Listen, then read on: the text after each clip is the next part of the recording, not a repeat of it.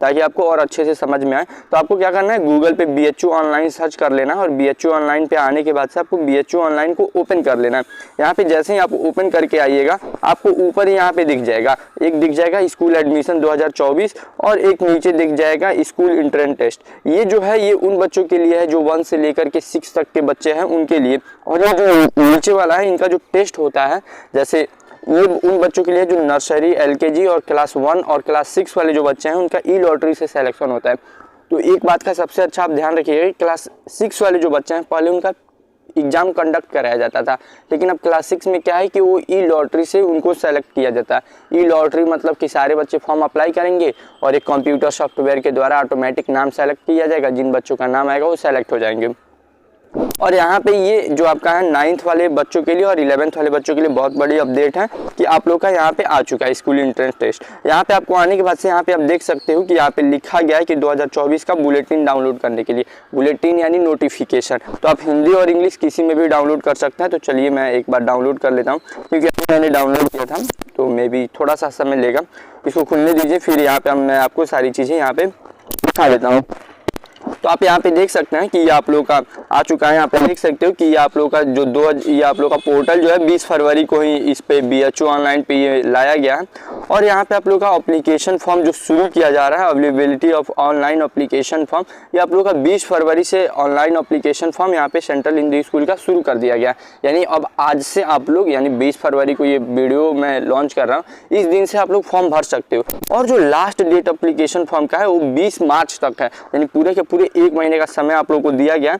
और मान लीजिए कुछ गलत हो भी जाता है एप्लीकेशन फॉर्म भरते समय, तो आप लोग 21 मार्च से 27 मार्च तक आप उसको जाकर के उसको आप चेंज कर सकते हो, यानी डेट ऑफ करेक्शन कर सकते हो। और यहाँ पे आपका जो एडमिट कार्ड है आप लोग का 11 अप्रैल को एडमिट कार्ड लॉन्च कर दिया जाएगा। और जो डेट है आप लोग का टेस्ट का वो आप देख लो, क्लास 9th वाले जो बच्चे हैं उनका पेपर होगा 29 अप्रैल को। 29 अप्रैल को 8 बजे से 10 बजे के बीच में होगा। और जो क्लास 11th मैथ वाले बच्चे उनका 30 अप्रैल को होगा, ट्यूसडे को। और क्लास 11th बायोलॉजी वाले बच्चे उनका 1 मई को होगा। और आर्ट्स वाले हैं उनका 2 मई को और कॉमर्स वाले हैं उनको 3 मई को। और आंसर की जो आप लोग टेस्ट लेकर के आओगे तो सेंट्रल हिंदी स्कूल में आप लोग को OMR शीट का एक 2 कॉपी मिल जाता है, मतलब उसका जो आप लोग फिल किए रहते हो उसका एक कार्बन कॉपी मिल जाता है। तो आप घर लाओगे तो आंसर की मैच कराने के लिए आंसर की जो है वो 15 मई को आप लोग को रिलीज कर दिया जाएगा। 15 मई को आप लोग का आंसर की आ जाएगा। फिर फाइनल आंसर की जो आएगा, मतलब प्रोविजनल आंसर की रिलीज किया जाता है। फिर उसको बच्चे कुछ गलती उलती होता है आपको लगता है तो आप उसको कर सकते हो। खैर वो सारी चीज़ें अलग केस है, वहाँ पे मतलब ये सारी चीज़ें ऑलरेडी यहीं पे लिख दी गई हैं ताकि कोई बच्चा बाद में ऐसा कुछ बोले नहीं। और फिर फाइनल आंसर की आप लोग का 25 मई को आ जाएगा। और रिजल्ट का डेट भी है, इन्होंने बोल दिया है ऑलरेडी कि 5 जून तक ये आप लोग को रिजल्ट दे देंगे। और उसके बाद से काउंसलिंग वगैरह के लिए भी डेट यहाँ पे दिया जा चुका है कि 21 जून से लेकर के आप लोग का 26 जून तक काउंसलिंग हो जाएगा। मतलब काउंसलिंग यानी आप लोगों को डॉक्यूमेंट वगैरह के लिए बुलाया जाएगा, सारी चीज़ें। और उसके बाद से पेड सीट क्लास 11th के लिए कुछ पेड सीट होता है, उस पर ऑलरेडी मैं धीरे धीरे वीडियोज आप लोगों को बना करके सारी चीज़ें बताऊंगा कि कुछ सीट पे कैसे क्लास 11th के लिए होता है। वैसे आप मेरी पिछली वीडियोज भी जाकर के CHS के प्लेलिस्ट में देख सकते हो, ये सारी चीज़ आपको समझना है तो। और वेटिंग लिस्ट भी जून में आ जाएगा, मतलब सारी चीज़ें जून के लास्ट तक सारी चीज़ें कंप्लीट हो जाएंगी। और उसके बाद बना करके सारी एज लिमिट वगैरह पढ़ सकते हो कि एलिजिबिलिटी क्या है। क्लास 9th के लिए जो है कि आप लोगों को 13 से 15 साल की उम्र के बीच में होना चाहिए। और जो डेट ऑफ बर्थ है वो 31/3/2024 से लेकर वो 31/3/2024 के हिसाब से मतलब किया जाएगा कंडक्ट। यहाँ पे देख सकते हो कि डेट किसके किसके बीच में होना चाहिए। 31/3/2009 से लेकर के 31/3/2011 के बीच में आपका डेट ऑफ बर्थ होना चाहिए, आपके स्कूल गवर्नमेंट से रिकॉग्नाइज्ड होना चाहिए। क्लास 11th वाले जो बच्चे हैं उनका जो एज है 18 साल से ज़्यादा नहीं होना चाहिए। 18 साल से कम वाले बच्चे, सारे बच्चे फॉर्म अप्लाई कर सकते हैं। प्यारे साथियों, यहाँ पे ये भी बोला गया सिस्टम इक्विवेलेंट इन द, मतलब 10th बोर्ड में आपको मैथ और बायोलॉजी स्ट्रीम में कर रहे हो तो उसमें 60% आपको लाना जरूरी है फॉर द, ठीक है। ये सारी चीज़ें फिर क्लास 10th वाले बोर्ड में कॉमर्स स्ट्रीम के लिए कम से कम 55% आपको लाना चाहिए। आर्ट स्ट्रीम वाले मतलब पास होने चाहिए क्लास 10th। इस टाइप से कुछ यहाँ पे इन्होंने कंडीशन दे रखा है। खैर इसको ज़्यादा चलो ठीक है, ये सारी चीज़ें मैं आपको किसी अलग वीडियो में बताऊंगा। अब जो एक बहुत बड़ा फैक्टर होता है, कितना सीट खाली है, कितने बच्चे सेलेक्ट किए जाएंगे। तो यहाँ पे सीट में आप यहाँ पे देख लो, वो सेंट्रल हिंदू जो बॉयज स्कूल होता है उसका अलग ही, मतलब उस पर अलग सिलेक्शन लिया जाता है, सेंट्रल हिंदू गर्ल्स स्कूल का अलग सिलेक्शन लिया जाता है। तो क्लास 9th में जो सेंट्रल हिंदू बॉयज स्कूल में सीट खाली है वो 100 खाली है, और लड़कियों के लिए जो खाली है वो 10 खाली है।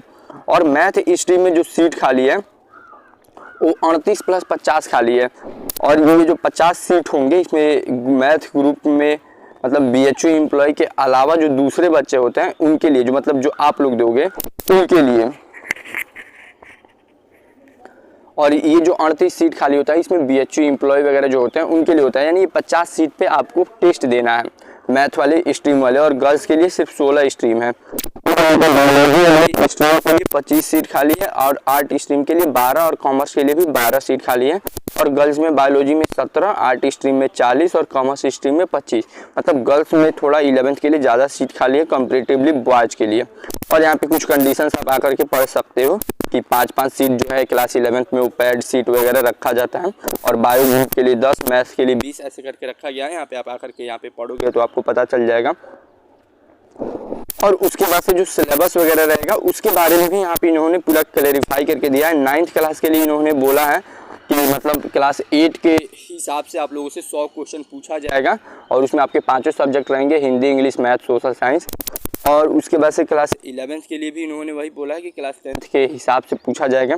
और इनफैक्ट पूछते भी वही हैं, बस थोड़ा बहुत 1-2-4 क्वेश्चन मतलब क्लास 10th वाले बच्चे जो क्लास 11th के लिए जा रहे हैं क्लास 11th से पूछ लेंगे, और जो क्लास 9th वाले बच्चे हैं उनसे थोड़ा बहुत चीज़ें क्लास 9 से पूछ लिया जाता है। बाकी सारी चीज़ें नॉर्मल ही आपकी होती है, और रिजर्वेशन वगैरह वही नॉर्मल है सारी चीज़ों के बारे में जो आप लोग का नॉर्मल होता है। इनफैक्ट यहाँ पे आप जो भी जनरल कैटेगरी के बच्चे हैं EWS को भी रिजर्वेशन दिया जाता है। बाकी SC ST और OBC का जो रिजर्वेशन पहले से है जो सारे एग्जाम में मिलते हैं वही रिजर्वेशन की क्राइटेरिया यहाँ पे भी है। और इसके अलावा जो इधर फिजिकली जो दिव्यांग बच्चे होते हैं उसमें भी कुछ कंडीशंस है, और साथ ही साथ उसके अलावा जो बच्चे BHU के होते हैं उनको भी कुछ परसेंट कुछ छूट दिया जाता है। तो वो सारी चीज़ें यहाँ पे दी गई हैं कि दुकान के थ्रू करा लो, प्रॉपर 40-50 रुपये लेंगे, प्रॉपर वो सारी चीज़ें भर देंगे। क्योंकि कई बार फ़ोन वगैरह से भरते समय आपको अपना सिग्नेचर फ़ोटो वगैरह कम MB में करना होता है, लोगों से नहीं होता है। वैसे खैर मैंने ऑलरेडी इस पे वीडियो बनाया है कि आप CHS का फॉर्म कैसे भर सकते हो। मैं कोशिश करूंगा कि उसको पूरा अपलोड कर दूं अच्छे से, ताकि आप उसको देखो।